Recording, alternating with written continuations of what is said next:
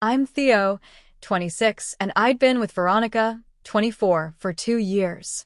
For the last 6 months, we'd been living together in my apartment. I truly believed we were solid, until everything suddenly shifted last month. It started with small changes. I'd message her during lunch breaks, no response, just left on read.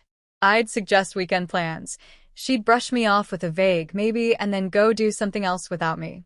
Simple, normal couple habits started turning into arguments. "Why don't you want to watch our show tonight?" I'd ask. She rolled her eyes. "God, Theo, we don't have to do everything together. You're so clingy." Clingy. For wanting to curl up and watch Netflix with my girlfriend. Fine. I backed off. I stopped suggesting plans. Let her take the lead. That's when her behavior escalated. It hit me hard the night of her friend Zoe's birthday party. I assumed we'd go together. We always did. "I already told them I'm coming solo," she said casually. "Oh, why?" "Because I need to be my own person. You're always there, hovering." "Hovering? I live here." "You know what I mean. You're suffocating me." Suffocating. For existing in my own home. For wanting to attend a party with my girlfriend. Cool. A few days later, Thursday night, we were getting ready for bed when she announced, "I'm going out with the girls tomorrow. Don't wait up." "Sounds fun," I said. "Where are you going?" She gave me that look. "Does it matter?" "This is exactly what I mean. You always need to know everything. Track my location if you're so worried." "I'm not worried. Just making conversation." "Well, don't. I need space. I need freedom." "Theo, stop being so clingy." Friday night rolled around. She left around 8 p.m. I stayed in, played some video games, and went to bed around midnight. I woke up Saturday morning, and her side of the bed was still empty. Checked my phone, nothing. At 10 a.m., I texted, "Hey, you okay?" No response. I remembered she wanted space. She didn't want me being clingy. So I let it go. Hit the gym, ran errands, did some meal prep. Still radio silence. Sunday morning came, still nothing. At this point, I was getting worried. I called her straight to voicemail. Then I opened Instagram. There she was, at brunch with her friends, laughing over mimosas. Posted 2 hours ago. She wasn't missing. She wasn't hurt. She was fine. Just ignoring me, for daring to ask if she was okay after disappearing for 2 days. That's when it clicked. She wanted freedom from my suffocating presence. So I gave it to her. Monday morning, 7 a.m. She finally walked through the door. Same clothes from Friday night. She looked exhausted and weirdly smug. "See? I'm fine. Told you to stop worrying." "I wasn't worried," I said coolly. "I saw your Instagram story. Glad you had fun." She blinked. "Were you stalking my stories?" "Nope. It just popped up. Anyway, I'm heading to work. See you later." She stood there, stunned, waiting for questions, a fight, maybe even accusations. But I didn't give her any of that. She wanted freedom. I was going to give her all of it. That night, Operation Freedom began. First step, no more laundry. I used to do both of ours together, automatic routine. Now, I did only mine. Hers stayed in the hamper, untouched. Second, grocery shopping. I usually picked up her favorite snacks, her specific oat milk, her overpriced organic produce. Not this time. I bought just what I needed. Third, streaming services. Logged her out of my Netflix, Hulu, HBO Max. She wanted independence. Let her pay for her own. Fourth, the big one. Our couple's trip to Miami. It had been booked for months, both our names on the reservation. I called the hotel, canceled her half, changed it to a solo booking. Got a partial refund. She didn't even notice right away. She was too busy enjoying her independent life. Out Tuesday night, back Wednesday afternoon. Out again Thursday. No texts. No updates. Just silence. Friday, exactly 1 week after her first disappearing act, she noticed. "Theo, where's my clean workout stuff?" "In the hamper. Right where you left it." "You did laundry and didn't do mine?" "Didn't want to smother you with my helpfulness." She made the cat butt face. Pursed lips, offended. Saturday morning, she opened the fridge. We're out of oat milk. I'm not. You didn't buy any? I bought what I needed.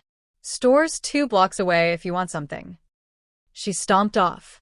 A little while later, she yelled from the living room. Netflix logged me out. Yeah. I changed the password. What? Why? You need freedom from my accounts too. Remember? The mask slipped. The entitlement was creeping in. She'd been living in my place, using my streaming accounts, eating the food I bought, wearing clothes I washed, yet I was the clingy one for wanting normal couple time. Update number 1. 2 weeks later. Veronica's freedom tour continued. Whole weekends, even weekdays, she vanished, no texts, no calls. Just Instagram stories, TikToks, and brunch pics. I stopped reaching out completely. Instead, I focused on me. Signed up for that boxing class I'd always wanted to try. She used to call it too aggressive and say she didn't want me to get hurt. Turns out I loved it. I reconnected with my boys, Vince, Corey, and Louise. We started up Thursday night poker again. I used to skip hangouts because she'd guilt-trip me about choosing them over her. Not anymore. I even updated the apartment. Rearranged the furniture. Hung my movie poster that she said looked immature. Bought a PS5 with the money I saved not buying her expensive groceries. 2 weeks in, she finally started cracking. Why didn't you tell me about the Miami trip? She asked, arms crossed. What about it? I went to check the reservation. It's only in your name now. Yeah, I changed it to solo. What? You need your freedom. I didn't want to suffocate you on vacation. That was supposed to be our trip. Now it's mine. She exploded, screaming, accusing me of being petty and vindictive. I'm giving you exactly what you asked for, I said. Complete freedom from your clingy boyfriend. I didn't mean. You didn't mean what you said? Which part? The suffocating part? The clingy part? The freedom part? She tried to twist it, saying I was manipulating her words. So I pulled out my phone. Showed her screenshots of her own texts. Stop being so clingy. I need freedom.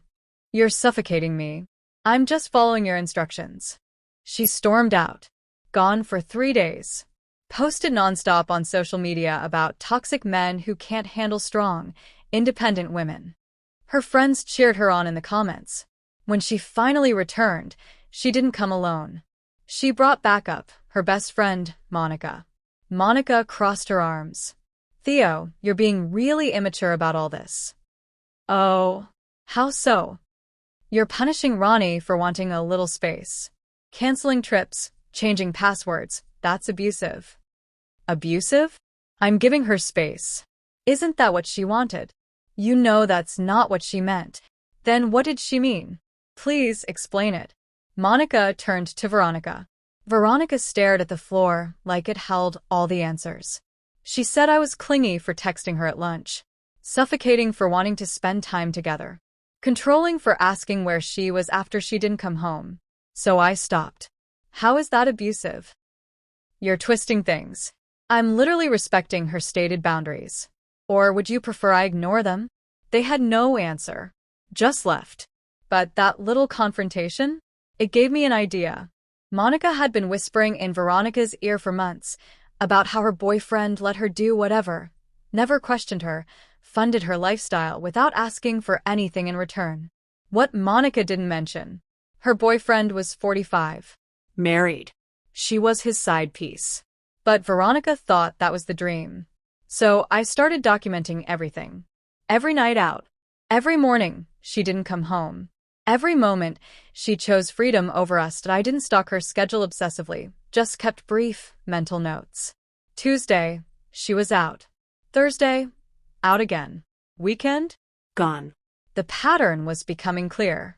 Then, during one of her rare home appearances, she casually dropped a bomb.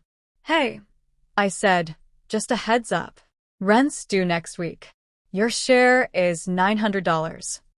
Her expression twisted. My half. I don't pay rent. You didn't because we were in a relationship. But you've made it clear you want space. Freedom from relationship expectations.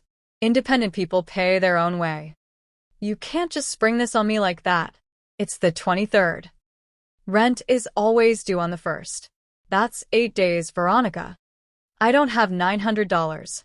Then I suggest you figure it out, like the free, independent adult you claim to be. The flicker of panic in her eyes? Chef's kiss. Update 2. 3 weeks later. Veronica lost it over the rent. Full meltdown. She called her parents, sobbing about how I was financially abusing her. Naturally, her dad called me.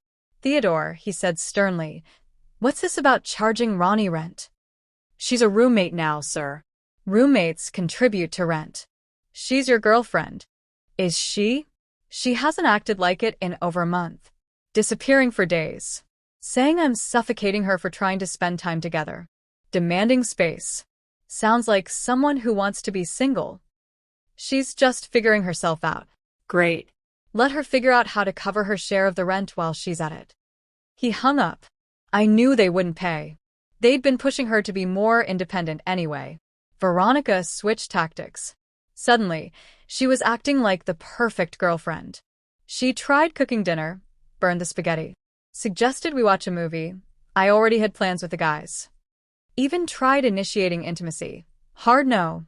Who knew where she'd been? That didn't work, so she pivoted to jealousy. So, I might have a date on Friday, she said, watching me closely.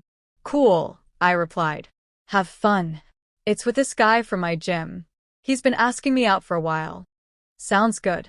I've got plans too. Won't be here when you get back. Her face dropped. She wanted a reaction. A fight. Jealousy. Some proof I still cared. She got nothing. Friday night. She got all dressed up. Heels, makeup, hair done. Made sure I saw her walk out the door. 20 minutes later, I headed out to Vince's birthday party. Plot twist, my cousin Elena was there. Recently single. Always had a soft spot for me. We caught up, laughed over childhood memories, danced, exchanged numbers. Nothing happened. I'm not a cheater, not even in whatever weird limbo Veronica and I were in. But it reminded me, I am desirable. I matter. I got home around 2 a.m. Veronica was on the couch, mascara smudged, a half-empty wine glass in her hand. How was your date? She asked, feigning nonchalance. Wasn't a date. It was Vince's birthday. Oh, mine was boring. All he did was talk about crypto. Sounds rough. Anyway, good night. That's it? You don't want to know the details? Not really. Your dating life is your business now.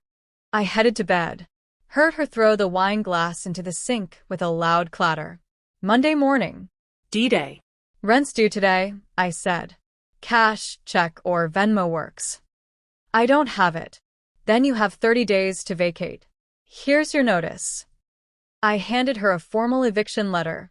Legal, clean, proper. You're evicting me? Non-payment of rent is a valid legal reason. Yes. This is insane. I'm your girlfriend.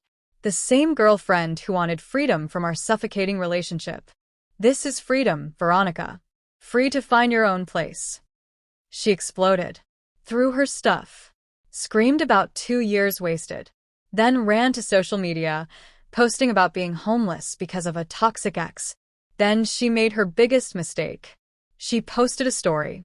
At least I've got amazing friends who actually support me. Been staying with them most nights anyway. I took a screenshot. Another addition to my documentation. Next call? Her mom. Theodore, this is absolutely ridiculous. You can't evict Ronnie. According to her Instagram, I said, she's been staying with friends most nights. I'm just making that official. She's been home. Ma'am, I've kept a calendar. She slept here maybe 8 nights in the past month. That's not living here. That's visiting. Well, where is she supposed to go? To those amazing, supportive friends she's been staying with. The call ended with her threatening lawyers. Bring it. Final update. 6 weeks later. The 30-day eviction window? Pure comedy gold. First, Veronica tried squatting. Refused to leave.